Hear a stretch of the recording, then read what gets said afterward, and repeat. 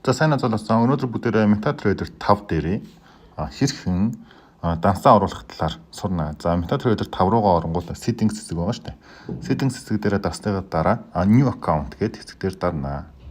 За new account дээр дарахаар эндээс нөгөө нэг брокеруудаа бичиж өгнө гэсэн үг. За жишээлбэл бүгдээрээ Vintage broker арилжаа хийж байгаа учраас өмнө би орж байсан учраас яг уу Vintage гэдэг энд байна л да, байхгүй хүмүүс нь бичиж өгнө гэсэн үг. За Vintage гэж бичингүүд угаасаа гараад ирж байгаа. За тэгээд эндээсээ болохоор International Group Limited гэдгийг нь бүгдээрээ сонгороо заяа.